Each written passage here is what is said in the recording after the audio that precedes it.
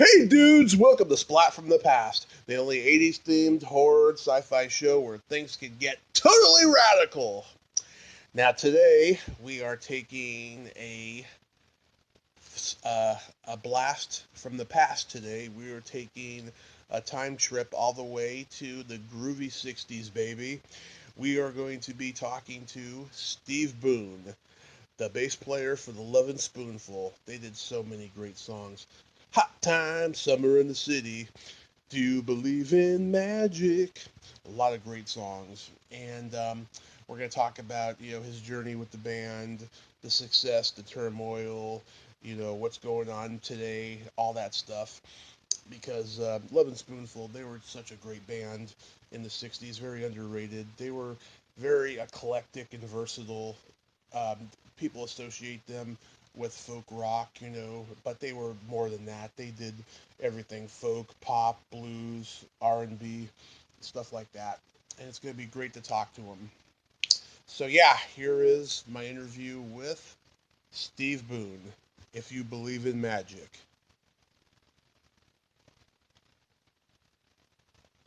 Hello. Hey Steve, welcome to the show, sir. Hi, Tommy. How you doing? I'm great. How are you? Oh, I can't complain. I'm 76 years old and I'm still walking, so I guess I shouldn't. Anything but glad. Yeah. It's a crazy time, but this is such a great honor. Thank you for taking the time today. Oh, I'm glad that, it's keeping in touch is important, so I'm all for that. Absolutely. So, going back in time, at what age did you start gravitating toward music? Well, very early. My dad, we actually lived with my grandfather in my very earliest years in Pennsylvania. Hmm. And they had a really wonderful high fidelity system set up in their library. There wasn't any stereo in those days, but they had a wonderful high fidelity with a large collection of Broadway shows and selected classical music. And I gravitated towards a couple of classical composers and listened to them constantly, almost without good reason. I listened to them so much, and then the Broadway shows influenced me because they were songs like you'd hear on the top 10 or the hit parade, I guess they called it in those days. And so my gravitation towards Broadway shows was that the storyline of the songs was very much a storyline. It wasn't just a bunch of rhyming words. It was something to do with what was going on in the movie, and that fascinated me. So, to answer your question, when I was about 6 years old, Hmm. I first was allowed to go into the library and use the high fidelity turntable and play those records to my heart's content. That wasn't to say, though, that I had dedicated myself to becoming a musician at age 6. Quite the opposite. I was obsessed with becoming a military, a member of the military. And so my introduction to rock music was when my older brother Skip, 6 years my senior, started a rock band. By now we were living in St. Augustine, Florida in 1954. And so with him in the rock band in 1954 and me only being about 11 years old, I guess that was probably when I got interested in actual pop music as something as an opportunity to do something in my future. Hmm. Was bass your first instrument? No, I actually took piano lessons for a short time. I didn't like practicing, so I didn't stick with it, but I did then picked up a guitar when I was recovering from an automobile accident when I was 16 Oh. and laid up for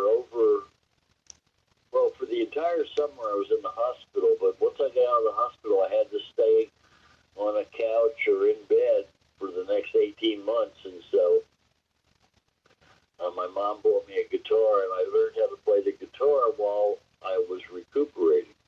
And so that was kind of my first instrument, but I still was thinking military once I got over the accident. But then my doctor, who was a retired Air Force pilot and doctor, said that my injuries were such that I would never be eligible for the military, much less aviation. So kind of a childhood dream went away at that time, and then I had to start thinking about what I'd like to do.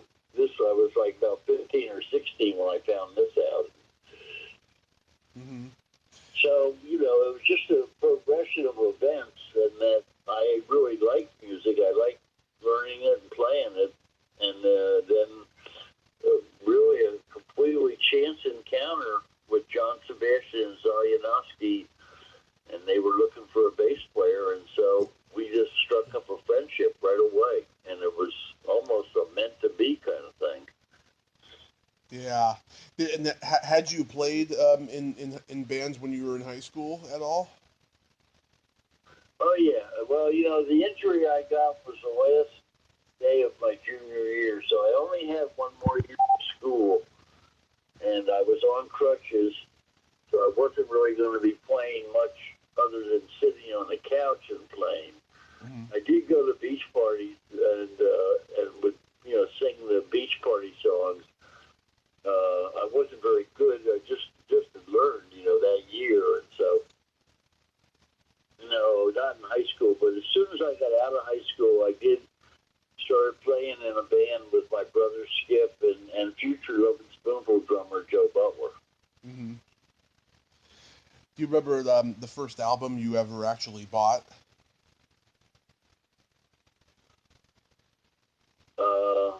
No, I remember the first single I ever bought Mm-hmm. because in the mid-1950s, kids didn't buy albums. That was very rare. Yeah. Couldn't afford it, and mostly it was 45 singles, and I bought The Green Door, which was a novelty hit in about 1956. That was a paper with money I made on my paper route, and I think the first album I ever bought might have been a Kingston Trio album. Yeah.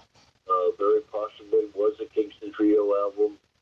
I don't remember which one, but they were very influential in my growth as a musician.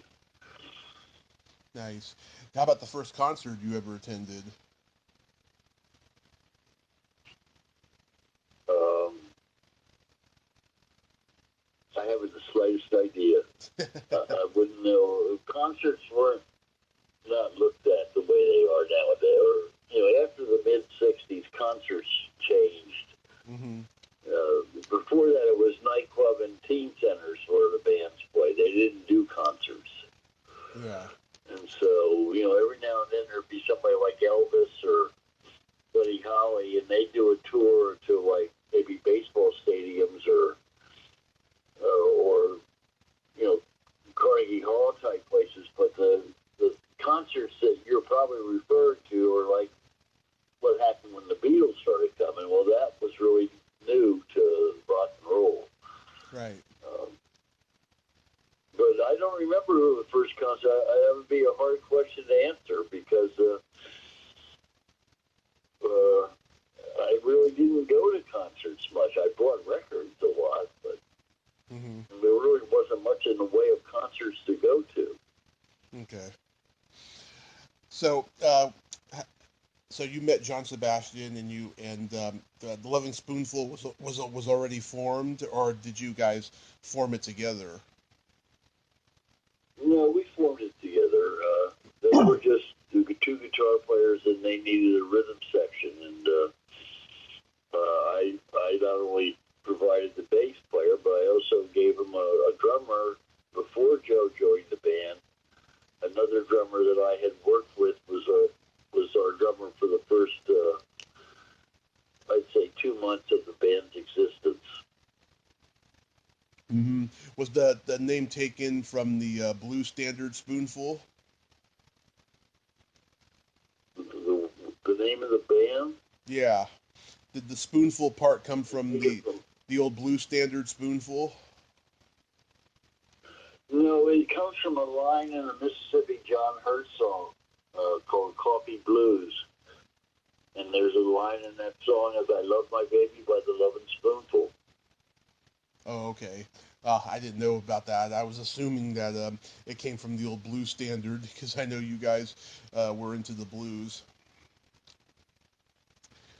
Uh, Yeah, no, blues was pretty much part of our early days, and we were familiar with the blues standards, but no, that song, the band's name did not come from a.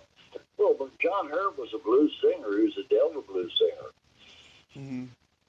But the song wasn't the Spoonful song you're referring to. That's another song altogether. Mm-hmm. And so this was what, around 1964 you guys started? We met in December of '64, and then started right away. But actually, January came next, and so it was actually '65 before the band played any rehearsals as a four-piece band. We jammed. John and Zoe and I jammed with just the two guitars and bass, but no drums. Mm-hmm.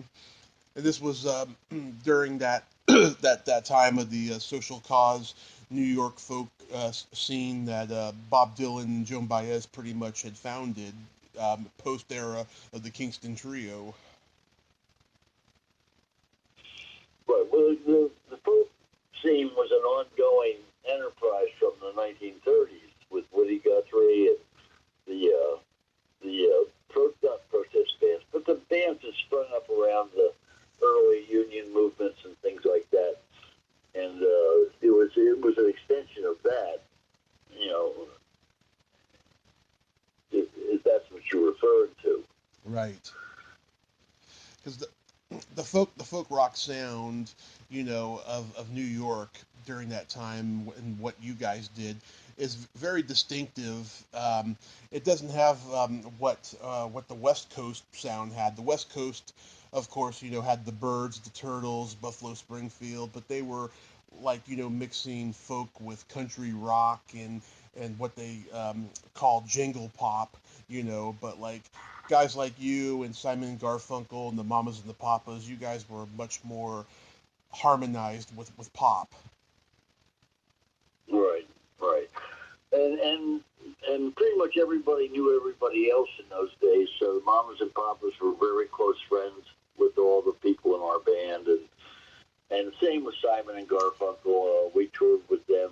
Um, I guess you could divide it up as a West Coast versus East Coast, but really Roger McGuinn and Dave Crosby and a lot of those guys, they were in New York as often and Cambridge as often as they were in LA. But yeah, there was a West Coast sound, I guess you could call it. Uh, but the folk scene was really pretty much everybody knew everybody. It was just some people lived in California, some people lived in New York. Mm-hmm. Was the scene magical there in Greenwich Village? Well, absolutely. I mean, that's yeah, I think it was very magical. You guys were playing the coffee houses, right? Yeah, well, we only played the Spoonful, or didn't play the coffee houses. We worked in the Night Owl Cafe to get our act together, and then put out a record and went on the road. So we were no longer a Greenwich Village band, so to speak, but we were, I guess our roots were Greenwich Village. So. Mm-hmm. So you guys were originally going to sign to Elektra Records, but Kama Sutra Records offered more money. Is that what happened? No, in my book, I kind of specify how that all went down, and that Kama Sutra was capable of getting songs played on the AM radio, and we were offered a deal by Jack Holtzman and Elektra, and several other smaller companies were interested, but Kama Sutra was the one that our manager producers thought could get the single record on the radio. So that's why we went with. It wasn't a question of more money being offered. It was just that we felt they had more influence with getting radio play. Oh, okay. Columbia Records, they seem to love the folk acts. You know, Dylan, Simon and Garfunkel was on that label. Did you guys talk to them? No. Well, I imagine we talked to them, but I didn't have anything to do with the deals. I'm the bass player in the band. We had a manager and a producer that negotiated the deals. Um, I don't recall Columbia ever being a big player in our future, but they were there. I mean, Bob Dylan did record for Columbia, so they were there. But they were more interested in bands that had English accents at that time. Yeah, the British invasion was going on during that time with the Beatles and the Stones and all of them. And I think Bob Dylan is still with Columbia after all these years. No, I wouldn't be surprised. Yeah, Columbia's a good label. yeah. Very good label. Mm-hmm. The, so the first album comes out, and "Do You Believe in Magic" is a huge hit. Was that a song that you guys were doing from day one? Pretty much so. Not officially day one, but John wrote the song right as we were getting together. So it was the first.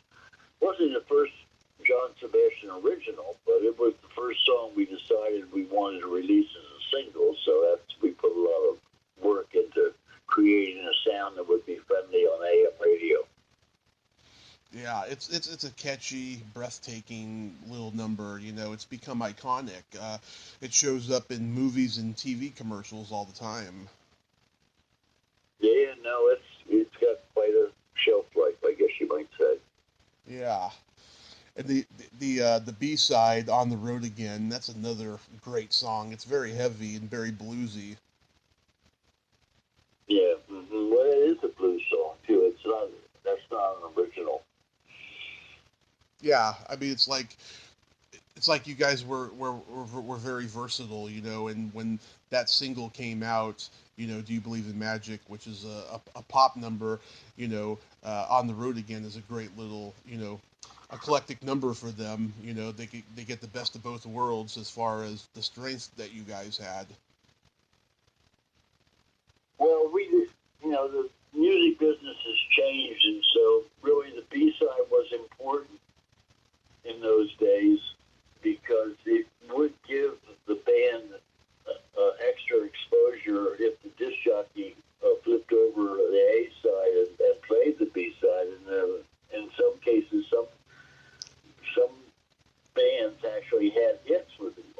The B side of Nashville Cats, Full Measure, actually made it to #1 in Southern California. It wasn't a hit nationwide, but it was a B-sided hit in some locales, mostly Southwest and Northwest in those areas. Yeah, I mean the Beatles, you know, they would have a hit, and the B side would be a hit as well. You know, "Paperback Writer" and "Rain," they were both Right, hits. You know, or Eleanor Rigby and "Yellow Submarine," stuff like that. right, right. What other bands did you go on the road with? The Beach Boys, and as far as bands, I think it was just the Beach Boys. And in terms of going on the road, the Association, I guess, we toured with them too. So it was the Association and the Beach Boys, Simon and Garfunkel, not really a band, but uh, A duo. uh, we went on a tour with Supremes, but we didn't share the stage with them. We would be an opening act for them. Hmm. So that was a pretty prestigious chain of events for us. Yeah.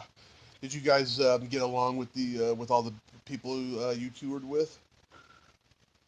Yeah, we get along with everybody. Oh, that's good. You co-wrote "You Didn't Have to Be So Nice." What's the genesis behind that song? Well, it was actually it sprung from a piano riff that I was working on. The band was getting together.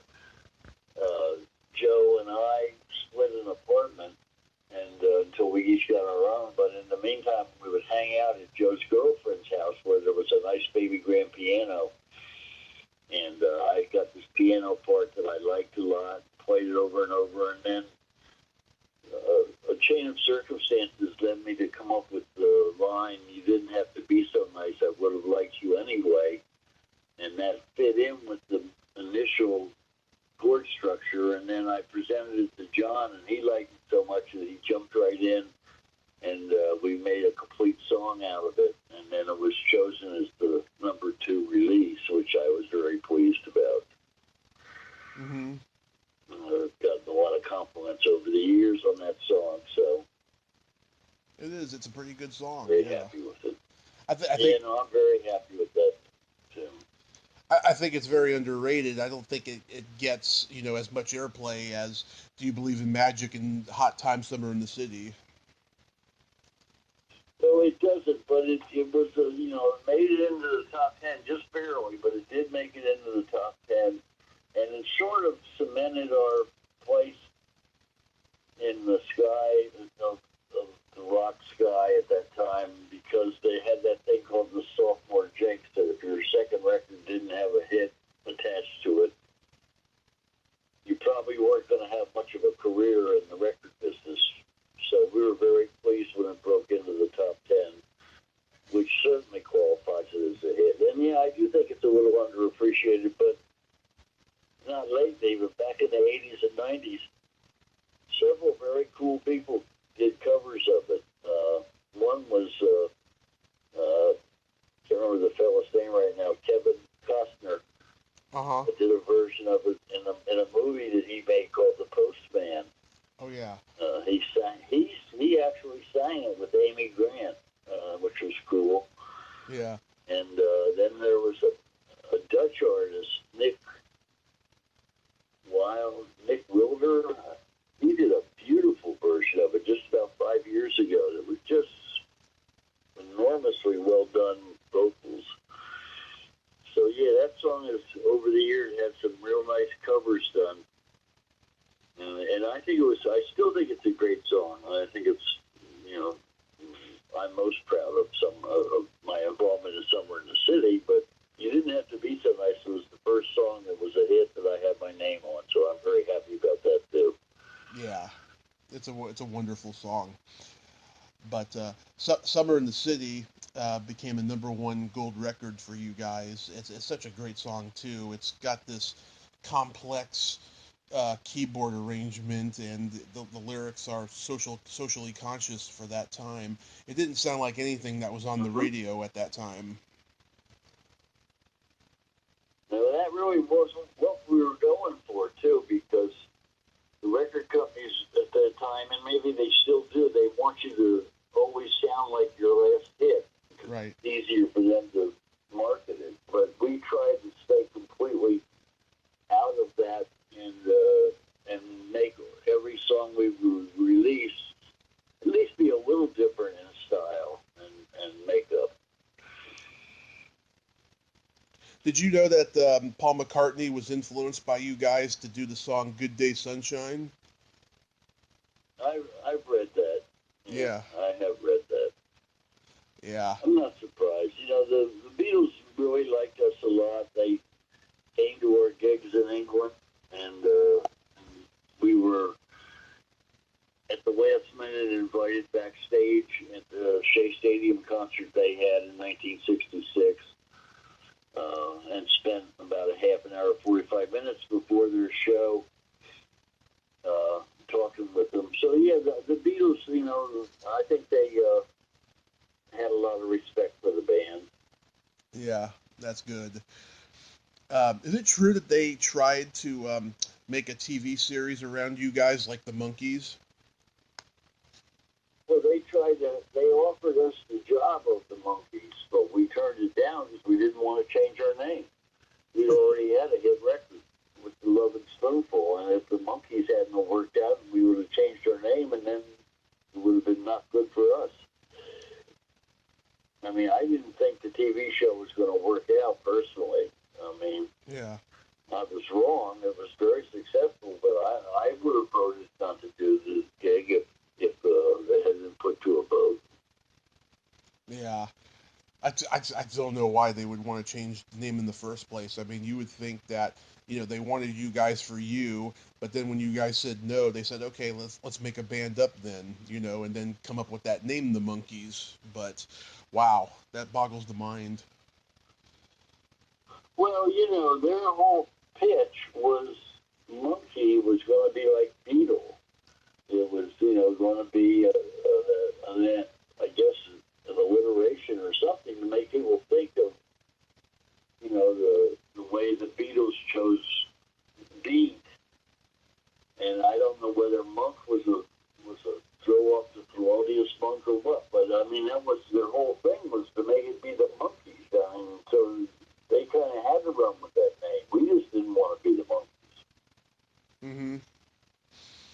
So I'm sure having a number one hit, that's where things started to turn for you guys, and that's when any tension or turmoil started in the band, right?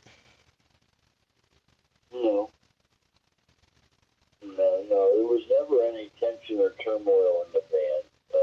Okay. There came a time when, Zowie left the band, and that might have been something you could say caused some tension, but there wasn't any turmoil in the band. There still isn't. Okay, that's good. That's better than you could say about a lot of bands, especially from that era, because a lot of Well, things happened. there's nothing to be gained by pointing out turmoil because, you get four individuals together, solidly together, day after day, there's going to be tension, and that leads to issues. But that's the same with everybody. That's, they're not angels. So Yeah. I just don't, I really don't have any need to promote, bad intentions or bad vibes. Not that I want to be Pollyanna, but it's just the same token. It's too easy to, we fought all the time or any stuff like that. It just doesn't advance anything. Mm-hmm.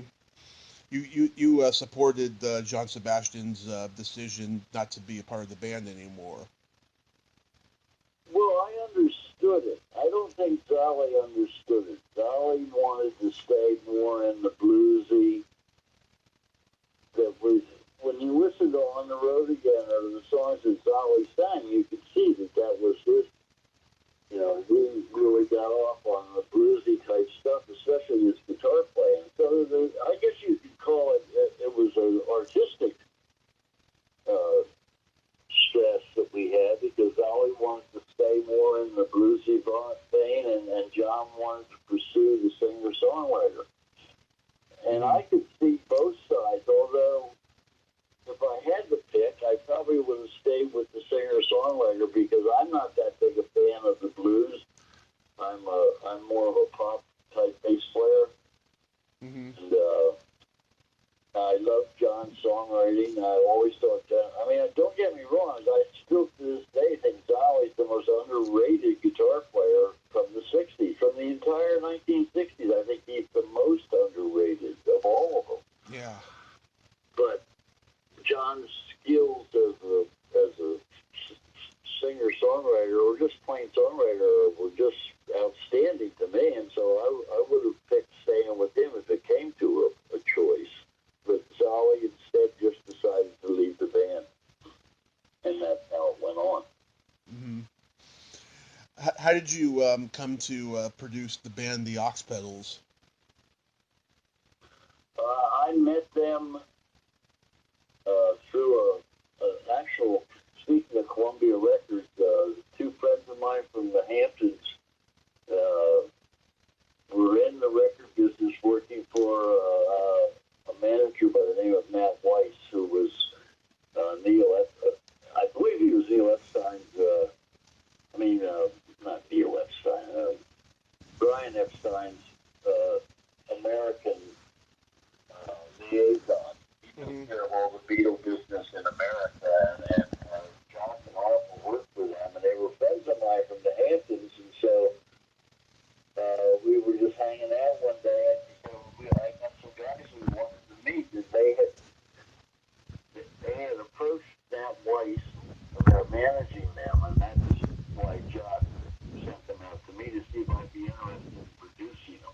Mm-hmm. And I was very interested in producing them. I thought they had good ideas, but they unfortunately didn't know how to get to the stage where they could play their songs well. They could make records, but they couldn't create an exciting live sound. So it didn't work out very well, but that's how I got to meet them in the first place. Okay, nice. Yeah, I listened to the album on YouTube, and it was pretty good. It has acoustic rock to it.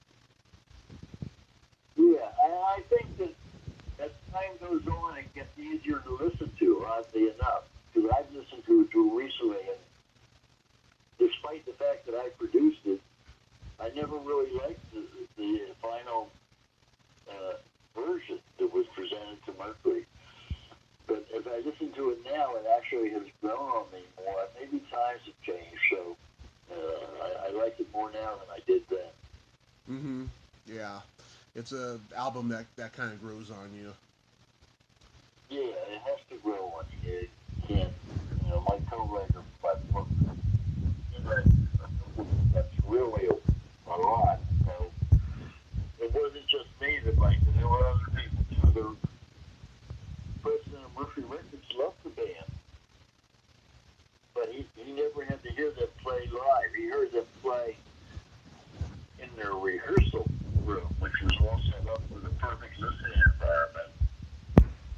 Mm-hmm. It's always very important for a band to be able to play their songs in their entirety. I think, anyway. Yeah. Did you get to a point where you had enough of the music business and you wanted out of it?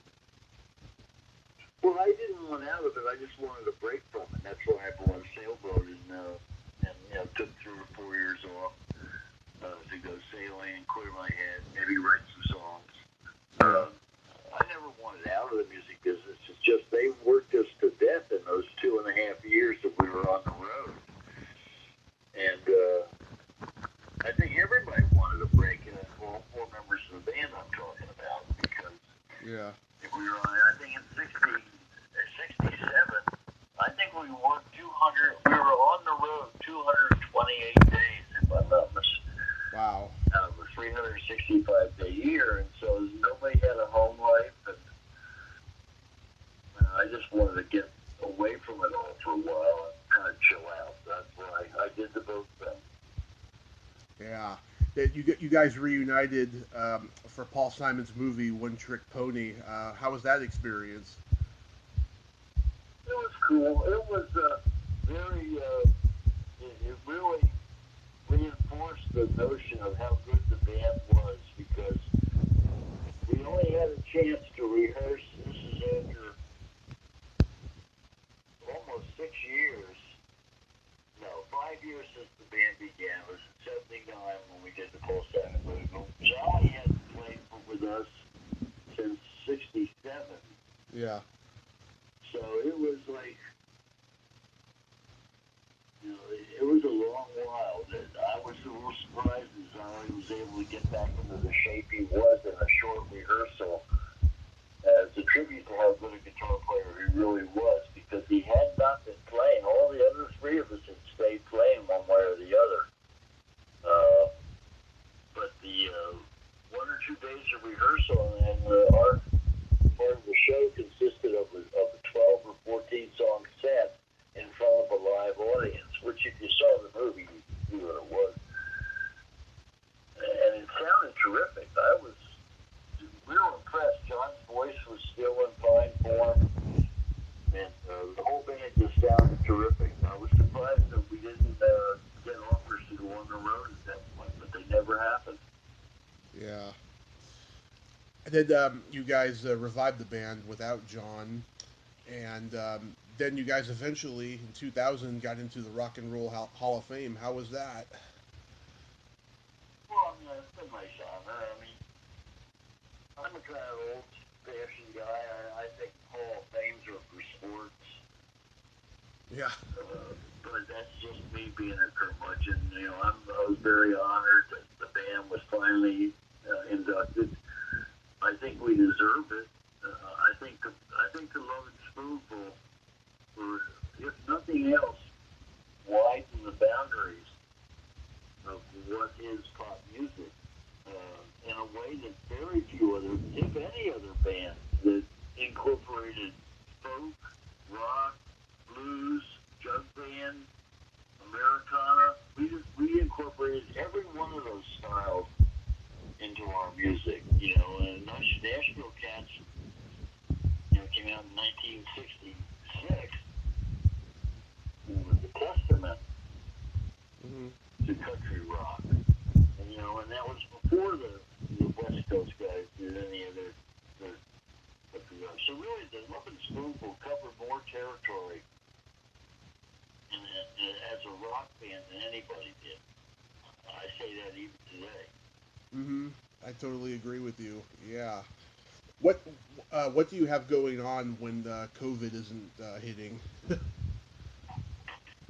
Well, I live a very not cloistered, but I don't live an extravagant lifestyle. I stay home most of the time. The wife and I don't go out very often.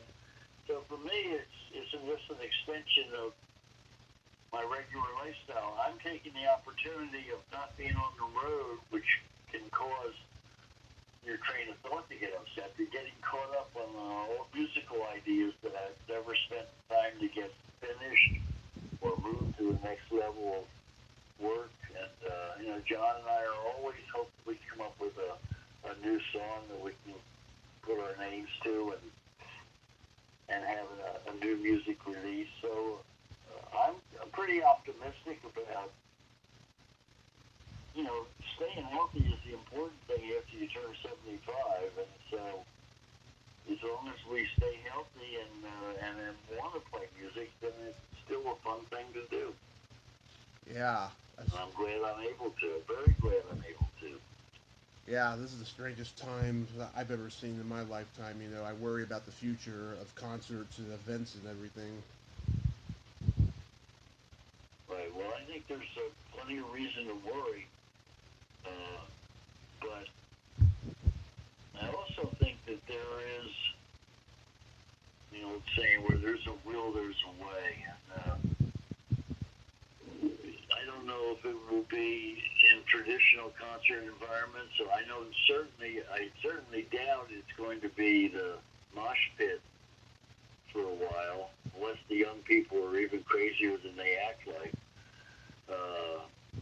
Because I think that kind of close hyper activity and a lot of heavy breathing going on is it's a petri dish for COVID development. So I don't know whether live music will ever be really live again. It might be some really hyper, well done with digital enhancements, let's say, that would make it more of an exciting event. Nowadays, television is almost like having a live thing in your room. It's so 4K and 5K is so realistic. Yeah. But I don't know what the future. I love working live. We're getting dates now in 2021 that we're accepting and putting on the calendar. Although there still are dates in 2020 that haven't been officially canceled, but I'm pretty sure they're going to be. So yeah, it's going to be interesting to see what shakes out.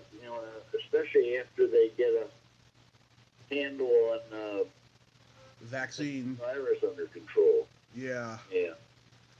Well, I hope you guys come to California because I'll definitely come see you guys.